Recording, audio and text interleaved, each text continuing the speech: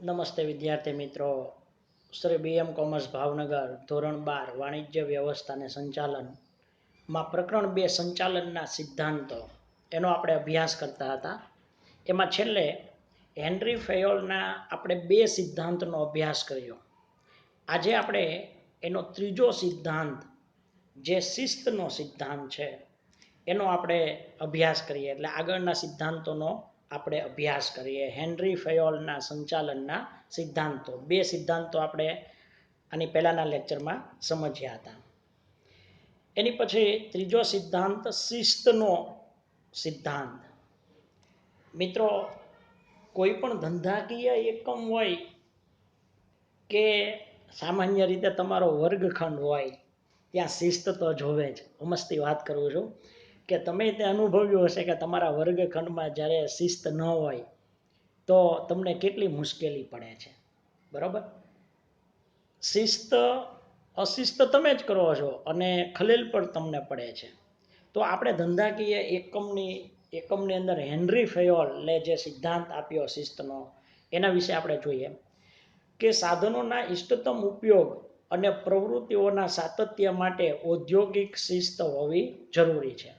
એક તો જે કાંઈ ધંધાકીય એકમની અંદર જે કાંઈ મૃત અને જીવંત સાધનો છે એ સાધનો અને જે કાંઈ ધંધાકીય એકમની અંદર જે પ્રવૃત્તિ થતી હોય, માનો કે ઉત્પાદનની પ્રવૃત્તિ થતી હોય, તો એની અંદર સાતત્ય ત્યારે જળવાય જ્યારે ઔદ્યોગિક એકમમાં શિસ્ત હશે. અશિસ્તની અંદર ઘણું બધું ગણી શકાય. બરાબર?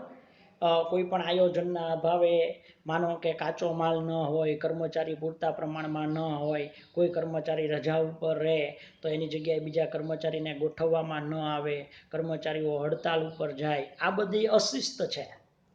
એટલે સાધનોનો ઇષ્ટતમ ઉપયોગ કરવા, પ્રવૃત્તિનું સાતત્ય જાળવવા માટે શિસ્ત જરૂરી છે ઔદ્યોગિક એકમમાં. શિસ્ત એ એક પ્રકારનું સંવાદિતાભર્યું વાતાવરણ ઊભું કરે. મિત્રો, એક એવું વાતાવરણ ઊભું થાય કે જ્યાં કર્મચારીને કાર્ય કરવાનો ઉત્સાહ વધે, આનંદ વધે, દરેક કાર્ય, દરેક પ્રવૃત્તિ સહકારથી થાય અને કાર્ય વ્યવસ્થિત થાય. શિસ્ત હોય, વાતાવરણ સારું હોય તો કર્મચારીને કામ કરવાનો ઉત્સાહ પણ વધે.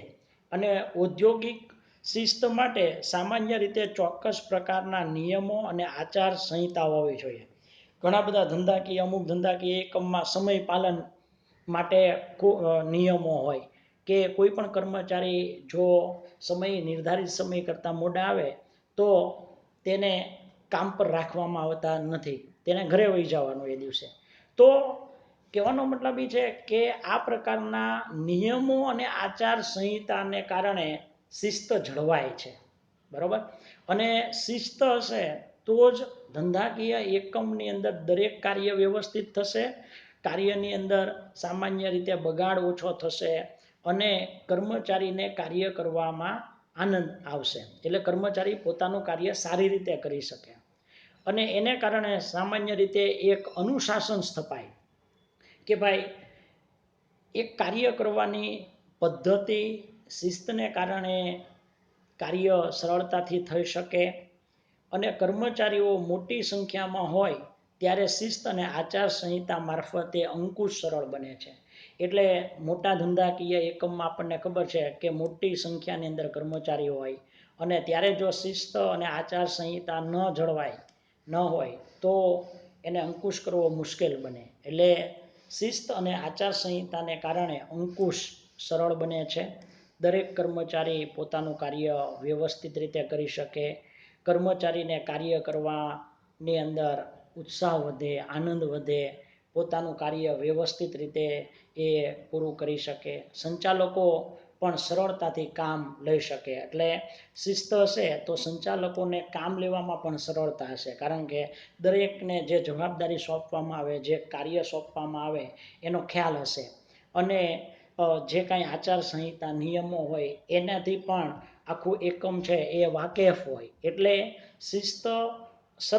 શિસ્તને કારણે સંચાલકો સારી રીતે હુકમો, આદેશો આપી શકે, એનું પાલન કરાવી શકે અને દરેક કાર્ય વ્યવસ્થિત રીતે થાય. શિસ્ત માટે દરેક કક્ષાએ યોગ્ય નિરીક્ષણ, કામદારો અને માલિકો વચ્ચે સ્પષ્ટ અને ન્યાયી કરારો તેમજ શિક્ષાનો ન્યાયી અમલ થવો જોઈએ. મિત્રો, બધા માટે શિસ્ત માટે સામાન્ય રીતે દરેક માટે એક સરખા નિયમો હોવા જોઈએ, બરાબર.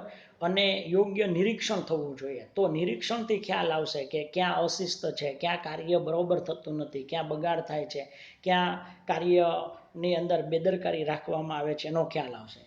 કામદારો અને માલિકો વચ્ચે એની સ્પષ્ટ ન્યાયી કરાર હોવા જોઈએ. એટલે શું કરે તો એ અશિસ્ત છે એનો ખ્યાલ માલિકે કામદારોને આપવો જોઈએ અને બંને વચ્ચે સ્પષ્ટતા હોવી જોઈએ. જે કાંઈ બાબતની, જે કાંઈ એકમની અંદર જે કાંઈ કાર્યવિધિ હોય, એની પદ્ધતિ હોય, એની સ્પષ્ટતા હોવી જોઈએ, જેથી કરીને શિસ્ત જળવાય.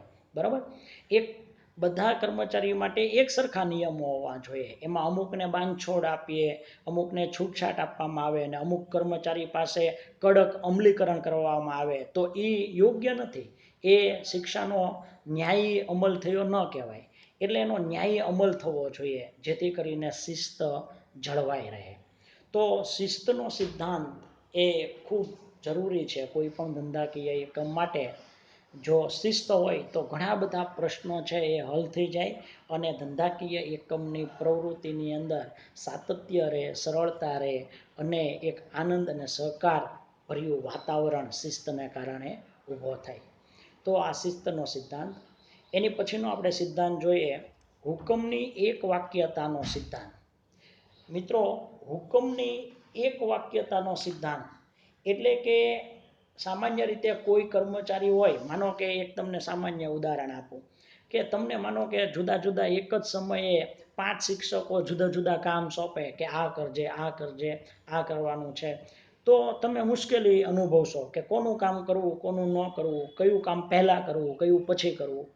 એટલે હુકમની એક વાક્યતાનો સિદ્ધાંત સામાન્ય રીતે કર્મચારીને એક કરતાં વધુ ઉપરી અધિકારીના હુકમનું એક સાથે પાલન થઈ શકે નહીં. એટલે કોઈ પણ કર્મચારી હોય એની ઉપરી અનેક ઉપરી અધિકારી તરફથી જો એને હુકમો આપવામાં આવે તો એ એક સાથે એનું પાલન નહીં કરી શકે. એટલે એક કર્મચારીને એના અનેક ઉપરી દ્વારા જો હુકમો આપવામાં આવે તો એ મુશ્કેલી અનુભવશે કે કોનું પાલન કરવું, કોનું ન કરવું, કોના હુકમનું પહેલાં પાલન કરવું, કોના પછી પાલન કરવું.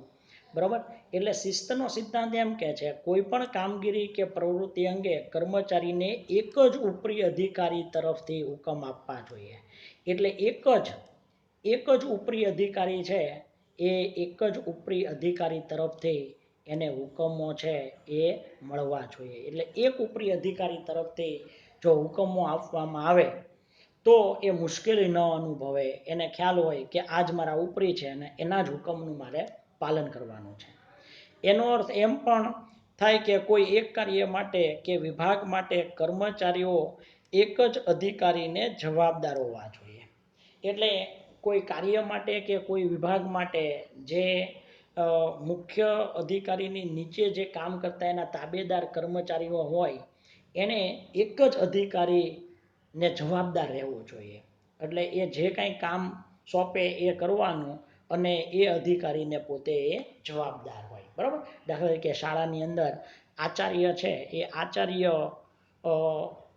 ને બધા જ શિક્ષકો જવાબદાર હોય છે. એટલે આચાર્ય જે કામ સોંપે એ બધું જ કામ કરવાનું હોય છે અને એને જ ફોલો કરવાના હોય છે. એટલે કહેવાનો મતલબ એક જ અધિકારી દ્વારા સામાન્ય રીતે હુકમો આપવામાં આવતા હોવા જોઈએ અને એને જ એ જવાબદાર હોય છે.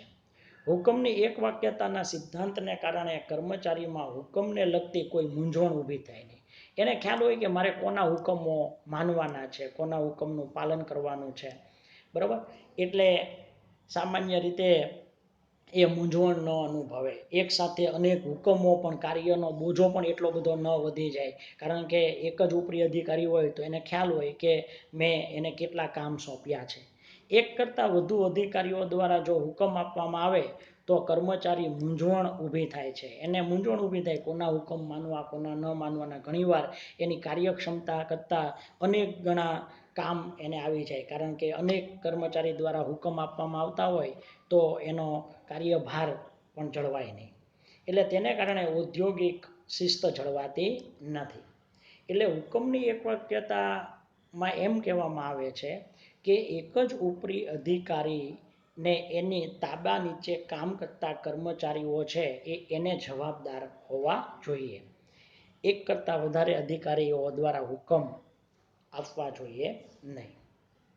તો હુકમની એક વાક્યતાનો સિદ્ધાંત. એની પછીનો આપણે સિદ્ધાંત જોશું દોરવણીની એક વાક્યતાનો સિદ્ધાંત. મિત્રો, દોરવણીની એક વાક્યતાનો સિદ્ધાંત સામાન્ય રીતે કાર્ય વિભાજન અને વિશિષ્ટીકરણ દ્વારા આયોજન પાર પાડી શકાય છે. આપણને ખબર છે કે કાર્ય વિભાજન અને વિશિષ્ટીકરણ, સામાન્ય રીતે કાર્યનું યોગ્ય વિભાજન કરવું અને જે વિશિષ્ટીકરણ એટલે જે કાર્ય માટે જે નિષ્ણાંત છે એના દ્વારા એને એ કામ સોંપવું અને એની સર્જનાત્મક શક્તિ, એની સૂઝબૂઝ એ કાર્યને લગતી એનો લાભ લેવો, એને વિશિષ્ટીકરણ કહેવાય. એના દ્વારા સામાન્ય રીતે આયોજનનો અમલ થઈ શકે અને એ પાર પાડી શકાય. બરાબર? એટલે આયોજનના અમલ દરમિયાન જ્યારે કોઈ વિચલનો જણાય, જ્યારે આયોજનનો અમલ કરવામાં આવે ત્યારે એની અંદર કોઈ વિચલનો જણાય, કોઈ ખામી જણાય, મેન તો એના જે વિચલનો આપણને કોઈ જણાય તો એ વિચલનો દૂર કરવા માટે દોરવણી કે માર્ગદર્શન અપાય છે. દોરવણી અથવા તો માર્ગદર્શન આપવું પડે. હવે સામાન્ય રીતે કર્મચારી આયોજનનો અમલ કરે ત્યારે એ વિચલનો જણાય તો એને માર્ગદર્શન આપવું જોઈએ. ચોક્કસ ઉપરી અધિકારી દ્વારા દોરવણી આપવી જોઈએ. સામાન્ય રીતે દોરવણી ગમે તે આપે અને ગમે તેને દોરવણી આપે એવું ન હોવું જોઈએ. ચોક્કસ ઉપરી અધિકારી તેની તાબે નીચે જે કામ કરતા કર્મચારીઓ હોય એને દોરવણી આપવી જોઈએ, જેથી કરીને એ કર્મચારી એનાથી પરિચિત હોય એટલા માટે એને સામાન્ય રીતે માર્ગદર્શન સારી રીતે આપી શકે, જેથી સમાન કાર્ય અને પ્રયત્નોનું સંકલન થઈ શકે. એટલે સમાન કાર્ય અને પ્રયત્નોનું સંકલન યોગ્ય રીતે થઈ શકે. બરાબર? કાર્ય યોગ્ય રીતે કાર્યની વહેંચણી થઈ શકે, બધાના પ્રયત્ન એક સરખા હોય, એનું યોગ્ય સંકલન થઈ શકે. દોરવણી આપનાર જો ચોક્કસ ઉપરી અધિકારી હોય તો કર્મચારી જૂથની ઉપર એક જ અધિકારી હોવો જોઈએ. હમણાં આપણે જોયું એમ, બરાબર, હુકમની એક વાક્યતાના સિદ્ધાંતમાં જોયું તો એમ કે કર્મચારી જૂથ ઉપર જો એક જ અધિકારી હોય તો એ અધિકારી દ્વારા એને માર્ગદર્શન, દોરવણી આપવામાં આવે. જ્યારે કર્મચારીને કોઈ મુશ્કેલી સર્જાય, કોઈ પ્રશ્ન કે વિચલનો જણાય ત્યારે એ અધિકારી એને દોરવણી પૂરી પાડશે. એટલે કર્મચારી તાબા નીચે જે જૂથ આખું કામ કરતું હોય એને એક જ અધિકારી હોવો જોઈએ, જેથી કરીને દોરવણીની અંદર મુશ્કેલી ન સર્જાય, યોગ્ય માર્ગદર્શન મળી રહે. એક જ ધ્યેયની સિદ્ધિ માટે જૂથ કાર્ય કરતું હોવું જોઈએ.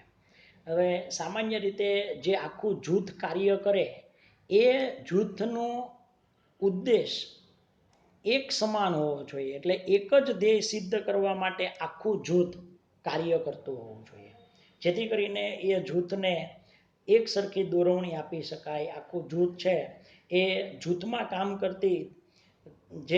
કામ કરતા હોય એ બધા જ કર્મચારીઓ છે એનું યોગ્ય સંકલનનું કાર્ય પણ સરળ બને અને ધ્યેય સિદ્ધિ સરળ બને. એટલે આખા જૂથને યોગ્ય રીતે દોરવણી આપવી જોઈએ. બરાબર? એની પછીનો સિદ્ધાંત સામાન્ય હિતને વધુ અને વ્યક્તિગત હિતને ગૌણ સ્થાન. મિત્રો, સામાન્ય હિત એટલે કર્મચારીના પોતાના હિત, એટલે વ્યક્તિગત હિત એટલે કર્મચારીના પોતાના હિત, અને સામાન્ય હિત એટલે આખા સમૂહનું હિત અથવા તો એકમનું હિત. તો સામાન્ય હિત જેમને વધુ મહત્વ આપવું જોઈએ અને કર્મચારીના પોતાના વ્યક્તિગત હિતને ગૌણ મહત્વ આપવું જોઈએ. આમ હેનરી ફેયોલ કહે છે કે સંચાલન એક સામૂહિક પ્રવૃત્તિ છે. બરાબર? એક સમૂહમાં થતી પ્રવૃત્તિ છે અને જ્યારે જુદા જુદા વ્યક્તિ વચ્ચે, વિભાગ વચ્ચે સંકલન હોવું જરૂરી છે. કારણ કે દરેક કાર્ય ભલે જુદા જુદા વિભાગો હોય ધંધાકીય એકમ, પણ એક વિભાગને બીજા વિભાગની જરૂર પડશે. દરેક કર્મચારીઓ એકબીજા કર્મચારીની જરૂર પડે ધંધાકીય એકમની અંદર, તો એની વચ્ચે યોગ્ય સંકલન હોવું જોઈએ અને ધંધાકીય એકમની ધ્યેય સિદ્ધિ તો સરળ બને. બરાબર, બધા વચ્ચે યોગ્ય સંકલન હોય તો ધ્યેય સિદ્ધિ સરળ બને. અને આ સિદ્ધાંત એમ કહે છે કે વ્યક્તિગત કે કર્મચારી જૂથના હિતને સમગ્ર એકમના હિતની સામે ગૌણ ગણવું. એટલે વ્યક્તિગત કર્મચારીના પોતાના વ્યક્તિગત જે હિત હોય એને ઓછું મહત્વ આપવાનું, જ્યારે સમગ્ર એકમનું કે આખા સમૂહનું જે હિત હોય એને વધારે મહત્વ આપવાનું. બરાબર, એટલે કે જ્યારે કોઈ પણ કર્મચારી જ્યારે એકમમાં કામ કરતા હોય ત્યારે ઘણીવાર પોતાના હિતને લગતી અમુક બાબત હોય, પણ એની કરતાં જો એકમનું હિત વધુ જળવાતું હોય તો એકમના હિતને જ ધ્યાનમાં લેવાનું. એટલે કે વ્યક્તિગત હિત કરતાં સામાન્ય હિતને વધુ પ્રાધાન્ય આપવું. પોતાના હિતને વધારે પ્રાધાન્ય નહીં આપવાનું, એકમના હિતને અથવા તો આખા સમૂહને અસર થતી હોય એને વધારે મહત્વ આપવાનું. કર્મચારીને યોગ્ય વેતનનો સિદ્ધાંત. મિત્રો, એની પછીનો 7મો સિદ્ધાંત છે કર્મચારીના યોગ્ય વેતનનો સિદ્ધાંત.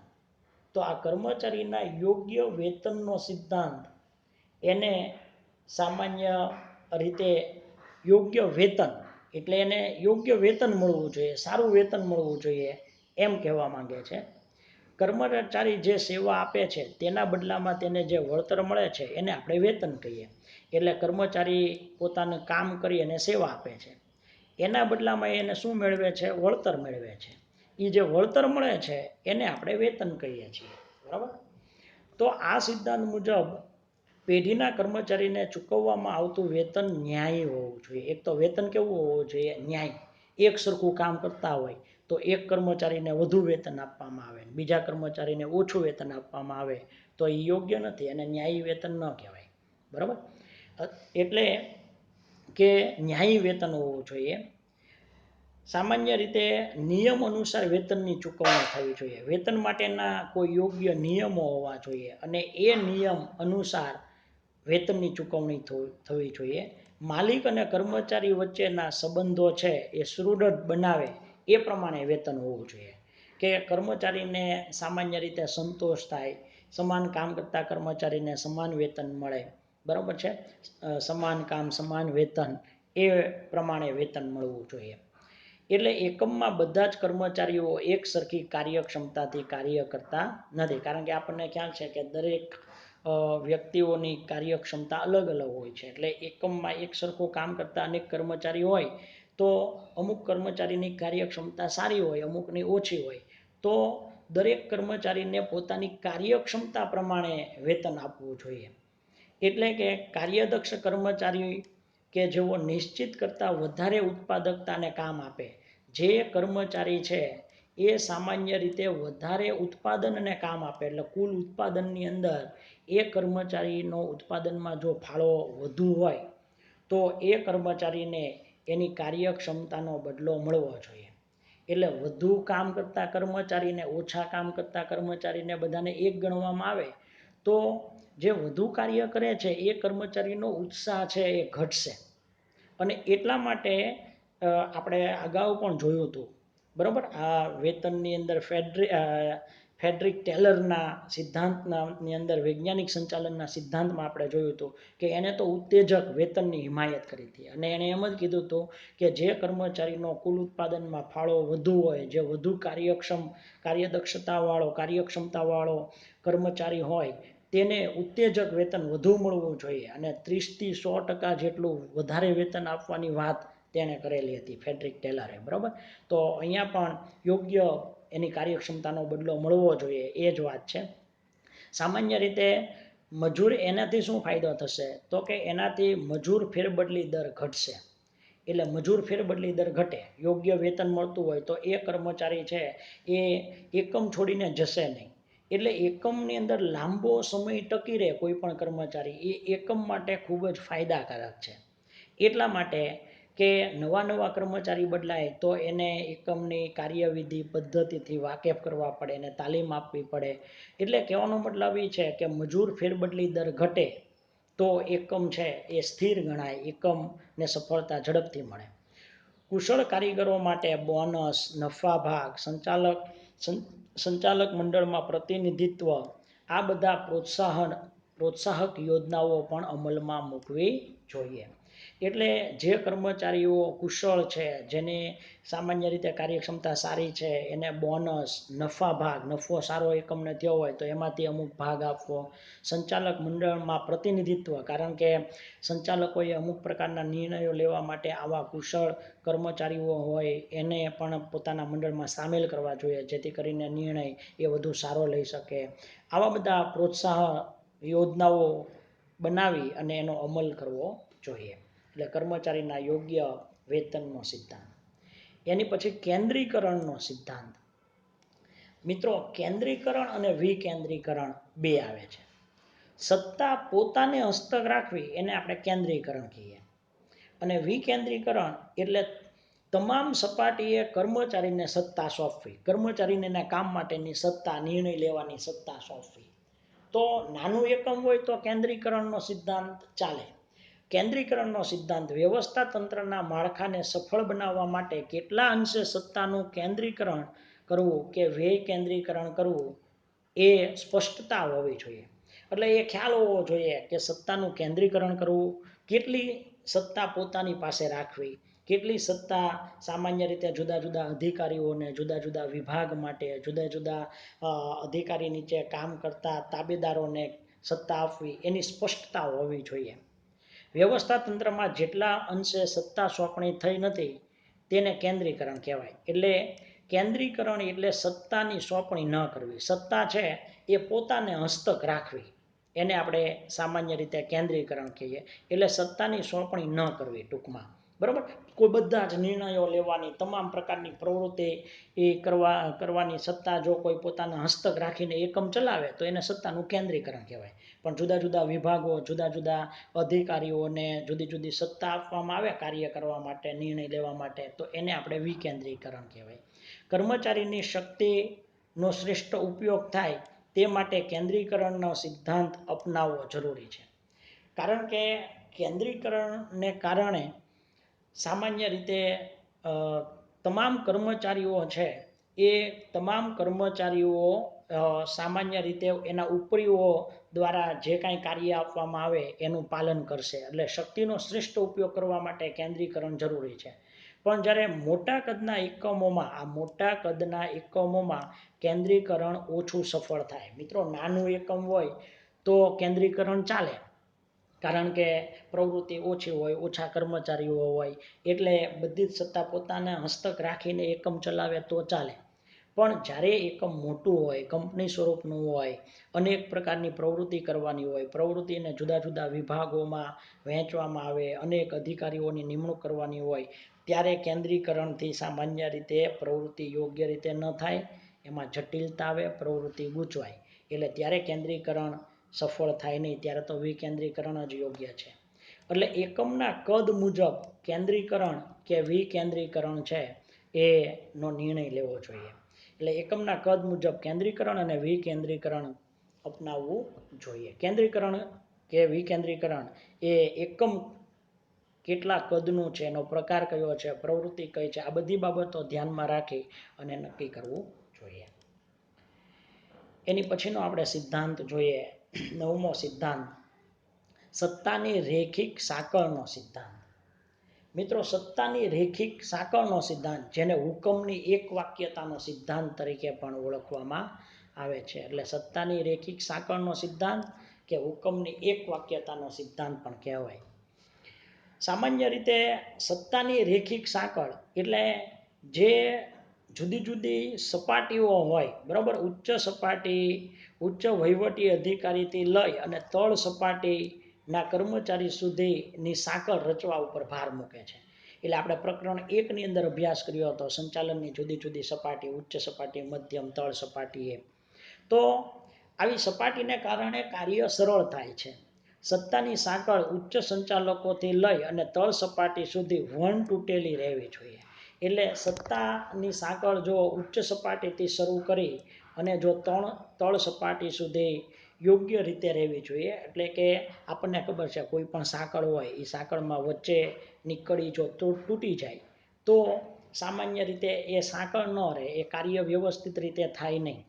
એટલે તમામ સપાટીઓ એકબીજા સાથે યોગ્ય રીતે સંકળાયેલી હોય છે. સત્તાની રેખિક સાંકળ, હુકમની એક વાક્યતા રહેવી જોઈએ અને દરેક સામાન્ય રીતે યોગ્ય રીતે સત્તા જળવાવી જોઈએ. દરેક સપાટીને અનુરૂપ સત્તા અને જવાબદારીની વહેંચણી થવી જોઈએ. બરાબર, જેવી સપાટી, ઉચ્ચ સપાટી હોય તો ત્યાં મહત્વના નિર્ણયો લેવાના હોય તો એની સત્તા વધારે હોય, એની જવાબદારી પણ વધે. તળ સપાટીએ ખરેખર અમલીકરણનું કામ કરવાનું હોય એટલે ત્યાં સત્તા ઓછી હોય પણ અમલીકરણનું કામ વધારે હોય. બરાબર, તો સત્તા અને જવાબદારીની વહેંચણી દરેક સપાટીને અનુરૂપ થવી જોઈએ. એકમમાં કામ કરતા કર્મચારીને ખબર હોવી જોઈએ કે પોતાની કેટલી સત્તા છે. બરાબર, ઘણીવાર સત્તા બહારના કાર્ય ન થવા જોઈએ. જેને જેટલી સત્તા હોય એટલું જ કાર્ય એને કરવાનું હોય છે. એટલે દરેક એકમની અંદર કર્મચારીઓને પોતાની સત્તા અને જવાબદારીનો ખ્યાલ હોવો જોઈએ. અને ખ્યાલ હોવો જોઈએ કે એ કોને જવાબદાર છે અને તેને કોણ જવાબદાર છે. તે પોતે કોને જવાબદાર છે એટલે એના ઉપરીને જવાબદાર એ હોય, અને તેને કોણ જવાબદાર છે એટલે એના તાબેદારો હોય એ તેને જવાબદાર હોય. અને તેને લીધે એક રેખિક સાંકળ ઉદ્ભવે છે. એટલે એક સાંકળનું સર્જન થાય છે કે જેથી કરીને દરેક હુકમો અને એનું પાલન યોગ્ય રીતે થાય. હુકમો દરેક સપાટી એ યોગ્ય રીતે પહોંચે અને દરેક સપાટીના અધિકારી નીચે જે તાબેદારો કામ કરે છે એ પણ એનું અમલીકરણ વ્યવસ્થિત કરી શકે. અને એટલા માટે સત્તાની રેખિક સાંકળ જરૂરી છે. હંમેશા ઉચ્ચ સપાટીથી નીચેની સપાટી તરફ સત્તાની સાંકળ હોય છે અને તળ સપાટીથી ઉચ્ચ સપાટી તરફ માહિતી પ્રેષણ થાય છે. સામાન્ય રીતે સત્તાની સોંપણી ઉચ્ચ સપાટીથી તળ સપાટી તરફ થાય અને માહિતી પ્રેષણ એટલે જે કાંઈ હુકમો થયા હોય એનું પાલન થયું હોય અને જે કાંઈ અભિપ્રાયો છે, સૂચનો છે, પ્રશ્નો છે, થયેલ કાર્યની અહેવાલ છે એ તળ સપાટીથી ઉચ્ચ સપાટી તરફ પહોંચતા હોય છે. એટલે માહિતી પ્રેષણ હંમેશા કઈ તરફ હોય? તળ સપાટીથી ઉચ્ચ સપાટી તરફ. એની પછીનો 10મો સિદ્ધાંત વ્યવસ્થાનો સિદ્ધાંત. મિત્રો, વ્યવસ્થાનો સિદ્ધાંત, આ સિદ્ધાંત બે વસ્તુ પર ભાર મૂકે છે. એક માલ સામાનની વ્યવસ્થા અને બીજું એક સામાજિક વ્યવસ્થા.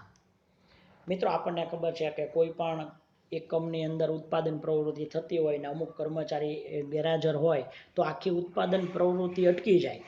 એટલે ત્યારે આપણને ખ્યાલ આવે કે એ જે કર્મચારી હાજર ન હોય એની જગ્યાએ યોગ્ય વ્યવસ્થા થવી જોઈએ. ઘણીવાર કાચો માલ પૂરતા પ્રમાણમાં ન હોય, અમુક યંત્ર સામગ્રી ઘટતી હોય તો પણ ઉત્પાદન પ્રક્રિયા અટકી જાય. એટલે માલ સામાનની દરેક વસ્તુ તેના યોગ્ય સ્થાને રહેવી જોઈએ. જ્યારે જે વસ્તુની જરૂર હોય ત્યારે એ વસ્તુ, કાચો માલ એ મળી રહે. તેવી રીતે યોગ્ય લાયકાત, કૌશલ્ય ધરાવતા કર્મચારીઓને યોગ્ય સ્થાને મૂકવા. બરાબર, એની વ્યવસ્થા કે દરેક કર્મચારીને પોતાની લાયકાત, કૌશલ્ય પ્રમાણે યોગ્ય કામ સોંપવું, એને યોગ્ય જગ્યાએ નિમણૂક આપવી એ પણ મહત્ત્વનું છે. એની પસંદગી જરૂર હોય ત્યારે જેટલા કર્મચારીની જરૂર હોય એની નિમણૂક કરવી, એને યોગ્ય પસંદગી કરી અને એને કાર્યની સોંપણી કરવી એ વ્યવસ્થાનો સિદ્ધાંત સૂચવે છે. કોઈ પણ ચોક્કસ સ્થાન માટે યોગ્ય કર્મચારીની ભરતી અંગેની પણ વ્યવસ્થા હોવી જોઈએ. એટલે વ્યવસ્થાની અંદર તમામ પ્રકારની વ્યવસ્થા, કર્મચારીની વ્યવસ્થા, માલ સામાનની, સામાજિક વ્યવસ્થા, આ દરેક પ્રકારની યોગ્ય વ્યવસ્થા હોવી જોઈએ એમ વ્યવસ્થાનો સિદ્ધાંત શીખવે છે. જ્યારે જેટલા કર્મચારીની જરૂર હોય એટલા કર્મચારીઓની યોગ્ય લાયકાત અનુસાર ભરતી કરવી, એને યોગ્ય નિમણૂક આપવી. એની પછીનો સિદ્ધાંત છે સમાનતાનો સિદ્ધાંત. મિત્રો, સમાનતાનો સિદ્ધાંત સામાન્ય રીતે દરેક કર્મચારીઓ માટે એક સરખી સમાનતા હોવી જોઈએ. દરેકને એક સરખી રીતે રાખવા જોઈએ. બરાબર, કર્મચારી એ સંચાલન વ્યવસ્થાનો એક ભાગ છે. એટલે કર્મચારી જીવંત વ્યક્તિ છે અને તેથી તેમની પાસેથી કામ લેવા માટે વ્યવહારુ અભિગમ અપનાવવો જોઈએ. સામાન્ય રીતે જો કર્મચારી ને સામાન્ય રીતે જુદા જુદા કર્મચારીઓ એકમમાં કામ કરતા હોય, એમાં ઉપરી અમુક કર્મચારીને સાચવે અને અમુક કર્મચારીને ન સાચવે, અથવા તો અમુક કર્મચારીઓ માટે અલગ વલણ હોય ને અમુક કર્મચારીઓ માટે સામાન્ય રીતે હકારાત્મક વલણ હોય, તો પણ કર્મચારીઓ છે એની વચ્ચે સંઘર્ષ ઊભો થશે. એટલે વ્યવહારુ અભિગમ, જ્યારે કોઈ અધિકારી તાબા નીચે કર્મચારી કામ કરતા હોય ત્યારે એને વ્યવહારુ અભિગમ અપનાવવો જોઈએ. અધિકારીઓએ કર્મચારી પાસે કામ લેતી વખતે ન્યાયપૂર્ણ અને સમાનતાથી વર્તવું જોઈએ. બધાને એક સરખી રીતે ગણવા જોઈએ, બરાબર. કાર્યની વહેંચણી કરે તો પણ સમાન રીતે વહેંચણી થવી જોઈએ. એટલે કે સમાન રીતે અને ન્યાયપૂર્ણ અને સમાનતાથી જો અધિકારી કાર્યની વહેંચણી કરે અને ઉપરી અધિકારી વર્તે તો જ યોગ્ય કર્મચારીઓ વચ્ચે યોગ્ય વાતાવરણ બને, સહકારની ભાવના વિકસે. અને આ માટે વૈદિક કે રૂઢિગત વલણની જગ્યાએ, બરાબર, વૈદિક અથવા હુકમ દ્વારા જે કાર્ય સોંપવામાં આવે એવા વલણને બદલે, રૂઢિગત વલણને બદલે અવૈદિક રૂપે વર્તન કરીને એકમમાં સમાનતા સ્થાપી શકાય છે. એટલે યોગ્ય રીતે વૈદિક અવૈદિક રીતે, સામાન્ય રીતે ઘણીવાર એવું બને કે વૈદિક રીતે અમુક કર્મચારીને કામ સોંપવામાં આવ્યું હોય પણ બીજા કર્મચારી હોય એ કાર્ય સારી રીતે કરી શકે એમ હોય, તો અવૈદિક રૂપે પણ વ્યવસ્થિત સમાનતાના ધોરણે એ કામ લેવું જોઈએ. એટલે વ્યવહારુ અભિગમ, પોતાની બુદ્ધિ, ચાતુર્ય, આવડતનો ઉપયોગ કરી અને સમાનતાના ધોરણે સામાન્ય રીતે કામ કરવું જોઈએ, કામ લેવું જોઈએ. કર્મચારીઓનું સંચાલકો પ્રત્યેનું વર્તન એ વફાદારી, વલણ, સમાનતા અને ન્યાય ઉપર આધારિત છે. સામાન્ય રીતે જે સંચાલકો એના તાબા નીચે જે કામ કરતા કર્મચારીઓ છે એના પ્રત્યેનું એનું વર્તન કેવું છે, સમાનતાવાળું છે, એને વફાદારી, વલણ, એની સમાનતા અને ન્યાય ઉપર આધારિત હોય છે. જો ઉપરી અધિકારી સમાનતાના સિદ્ધાંત પ્રમાણે કામ કરે તો દરેક કર્મચારી ઉત્સાહથી, આનંદથી એના હુકમો માનશે, એનું પાલન કરશે અને દરેક કાર્ય સમયસર અને વ્યવસ્થિત રીતે થશે. એટલે સમાનતાનો સિદ્ધાંત આપણને એ શીખવે છે. એની પછીનો સિદ્ધાંત જોઈએ, સ્થિર કર્મચારી ગણનો સિદ્ધાંત. મિત્રો, સ્થિર કર્મચારી ગણનો સિદ્ધાંત એટલે કે નોકરીની સલામતીનો સિદ્ધાંત. કાયમી અને સ્થિર કર્મચારી ગણ એ ધંધાની મૂડી ગણાય, એ એકમની મૂડી ગણાય. એટલા માટે કે કોઈ એક કર્મચારી જો લાંબો સમય એકમમાં રહે તો એ કર્મચારીનો વિકાસ થાય, એ ધંધાકીય એકમને પણ એનો લાભ મળે, બરાબર. નવા કર્મચારીઓ જો એકમ છોડીને જતા હોય તો એને એકમથી વાકેફ કરવા પડે. એટલે લાંબા સમય સુધી જો કર્મચારી એકમમાં રહે, સ્થિર કર્મચારી રહે, તો ધ્યેય સિદ્ધિ માટે સામાન્ય રીતે કર્મચારીની સ્થિરતા ખૂબ જરૂરી છે અને ધ્યેય સિદ્ધિ સરળ બને. લાંબા સમય સુધી કર્મચારી જે તે એકમમાં રહેવાથી અધ્યયન વક્રની અસરને પરિણામે ઉત્પાદકતા વધે. કારણ કે એક કર્મચારી પોતાના કાર્યમાં નિષ્ણાંત બન્યો હોય, લાંબા સમયથી કામ કરતો હોય, એની આવડત, સૂઝબૂઝ, એના કાર્ય માટે એ નિપુણ હોય અને એટલા માટે એ સરળતાથી કામ કરી શકે અને એની ઉત્પાદકતામાં વધારો થાય, મજૂર ફેરબદલી દરમાં ઘટાડો થાય. અને કાયમી કર્મચારીઓ માટે બઢતી તાલીમની વ્યવસ્થા પણ હોવી જોઈએ, બરાબર. એને વર્ષોથી કામ કરતા હોય તો કર્મચારીને બઢતી આપવી, જરૂર પડે ત્યારે કર્મચારીને તાલીમ આપવી, આ બધી વ્યવસ્થા હોવી જોઈએ. એની પછીનો સિદ્ધાંત આપણે જોઈએ, પહેલ વૃત્તિનો સિદ્ધાંત. મિત્રો, પહેલ વૃત્તિનો સિદ્ધાંત તમે આગળ અભ્યાસ કરશો તો તમારે વિષય આવશે ઔદ્યોગિક સાહસિકતા. પહેલ વૃત્તિ, આ જે આવડા ઉદ્યોગો સ્થાપે છે એ બધા સાહસો ખેડે છે. એવી રીતે કર્મચારીની અંદર પણ પહેલ વૃત્તિ હોવી જોઈએ. પોતાની જે આવડત હોય, કોઈ કાર્ય છે એ સરળ રીતે, સર્જનાત્મક રીતે, નવી રીતે, સારી રીતે કરી શકવાની જો ક્ષમતા હોય તો એને પહેલ કરવાની એનામાં ક્ષમતા હોવી જોઈએ.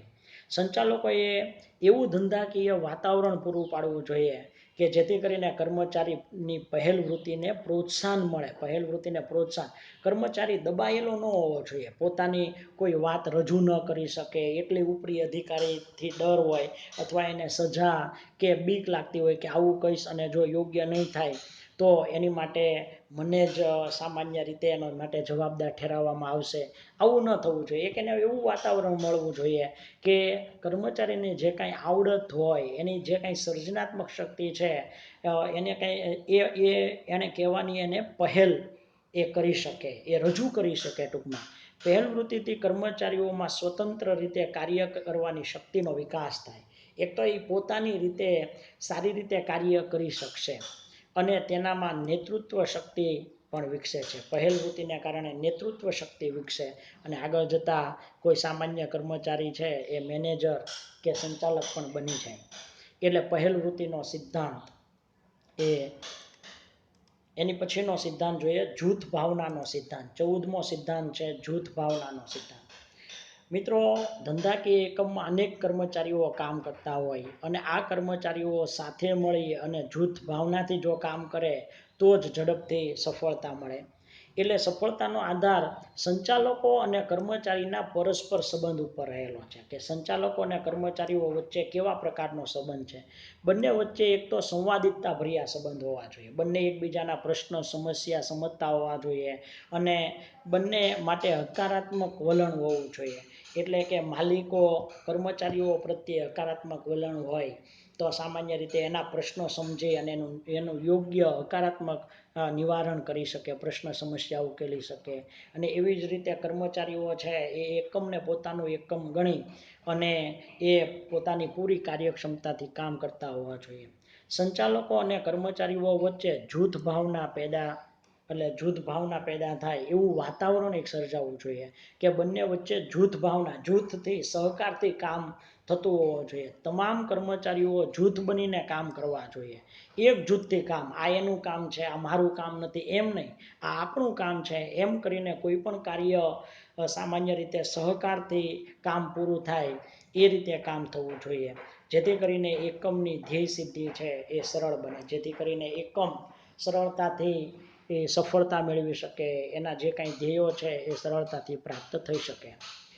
એટલે આ બધા જે આપણે 14 સિદ્ધાંતો જોયા એ હેનરી ફેયોલના સિદ્ધાંતો છે. આ સિદ્ધાંતોની યાદી એ અંતિમ યાદી નથી કે ભાઈ આ જ સિદ્ધાંત છે અને આ પ્રમાણે જ એકમ ચાલવું જોઈએ, એવું નથી. સંચાલકો પોતાના અનુભવ, સંશોધન, જ્ઞાનને આધારે નવા સિદ્ધાંતોનો ઉમેરો કરી શકે છે. એટલે એનો ઉપયોગ પણ વ્યવહારુ બુદ્ધિથી કરવો જોઈએ. બરાબર. આ સિદ્ધાંતને ધંધાકીય, આર્થિક, રાજકીય, સામાજિક એમ તમામ પ્રવૃત્તિ માટે સરખી રીતે લાગુ પાડી શકાય છે. એટલે બધી જ જગ્યાએ આ સિદ્ધાંતોનો ઉપયોગ કરી શકાય, પણ બુદ્ધિ ચાતુર્યથી એનો ઉપયોગ કરવો જોઈએ. આ બધા સિદ્ધાંતો છે એ કોઈ પણ ધંધાકીય એકમ ચલાવવું હોય તો એની માટેના આ બધા માર્ગદર્શક એવા સિદ્ધાંતો છે કે જે સફળતા આપવા માટે જરૂરી છે. એની પછી આપણે છેલ્લો મુદ્દો જોઈએ, પીટર ડ્રકરનું સંચાલન ક્ષેત્રે પ્રદાન. તો પીટર ડ્રકરનું સંચાલન ક્ષેત્રે પ્રદાન આ પ્રકરણનો છેલ્લો મુદ્દો છે. મિત્રો, પીટર ડ્રકર એક સંચાલન શાસ્ત્રી તો હતા જ, પણ સાથે સાથે તેઓ એક લેખક, ચિંતક અને એક કેળવણીકાર હતા. એટલે સામાન્ય રીતે પીટર ડ્રકર એ વૈશ્વિકરણને કારણે સમગ્ર વિશ્વની ધંધાકીય વ્યવસ્થામાં પરિવર્તન આવ્યું. એટલે એણે સમગ્ર, આપણને ખબર છે કે વૈશ્વિકરણ થયું, વૈશ્વિકીકરણને કારણે અત્યારે વિશ્વ એક આમ તો ગ્રામ્ય બની ગયું છે. કોઈ પણ દેશની વસ્તુઓ સામાન્ય રીતે બીજા દેશમાં મળે. એટલે વૈશ્વિકીકરણને કારણે ધંધાકીય એકમમાં ખૂબ પરિવર્તન આવ્યા અને તેને કારણે સંચાલનની નવી પદ્ધતિઓ છે એ વિકસવા લાગી. સામાન્ય રીતે પીટર ડ્રકર માનવ સંપત્તિને ધંધાકીય એકમમાં વિશેષ મહત્વ આપે છે. એટલે એને કોને મહત્વ આપ્યું? માનવ સંપત્તિને. આપણે જોયું હતું કે અંતે તો ધંધોની અંદર બધા કર્મચારીઓ કામ કરે છે અને આ કર્મચારીઓ પાસે કામ લેવાનું હોય છે.